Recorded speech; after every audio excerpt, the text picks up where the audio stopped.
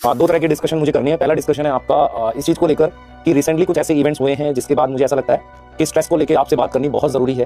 तो मैं 2-3 एग्जांपल आपको बता रहा हूँ और आपको उस चीज़ को मतलब समझना पड़ेगा कि हाँ, हमें मतलब अभी बिना स्ट्रेस के या कम स्ट्रेस के साथ पढ़ेंगे तो ही सिलेक्शन होगा। हम बेटा ये शायद काफ़ी पहले की बात है, जब हम पढ़ाई कर रहे थे तो हम एक एग्जाम दे रहे थे जिसे हम यूपीएससी या सिविल सर्विस का एग्जाम कहते हैं। तो उस साल क्या हुआ था, कुछ एग्जाम के पैटर्न में बदलाव हुआ था। तो किसी को कट ऑफ का आइडिया नहीं था कि कितनी कट ऑफ रहने वाली है।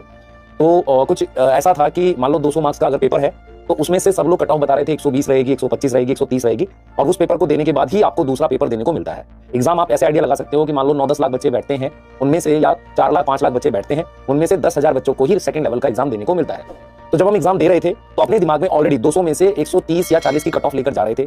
तो एग्जाम में हमने काफी सारे क्वेश्चंस को नेगेटिव कर दिया, मतलब हम स्ट्रेस फील करने लगे और नेगेटिव कर दिया। तो उस साल जो नंबर आए वो 103 आए और कट ऑफ 104 नंबर की थी। तो मेरा पॉइंट यहाँ पर आपको ये समझाने का है कि जब आप एक्स्ट्रा स्ट्रेस लेते हो, अपना नेगेटिव ज्यादा करते हो, कम पढ़ाई करते हो और एक्स्ट्रा फालतू की चीजें करते हो, उससे क्या होता है, जो रियलिटी होने वाली है आप उसके भी नीचे आ जाते हो, मतलब काफी ज्यादा नीचे स्लिप कर जाते हो, जबकि रियलिटी में उतना बुरा नहीं होने वाला था। तो कहीं ना कहीं आपको ये फील करना पड़ेगा कि जो स्ट्रेस है वो एक लिमिट तक ठीक है।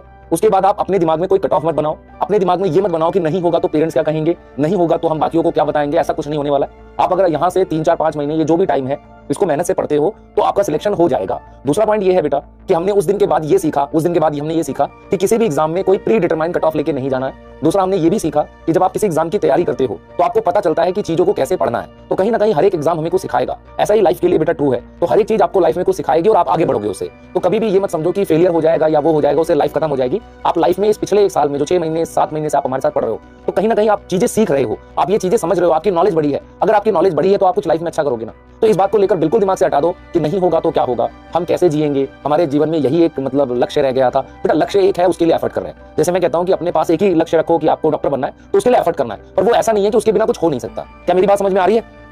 बोलो बेटा, क्लियर है?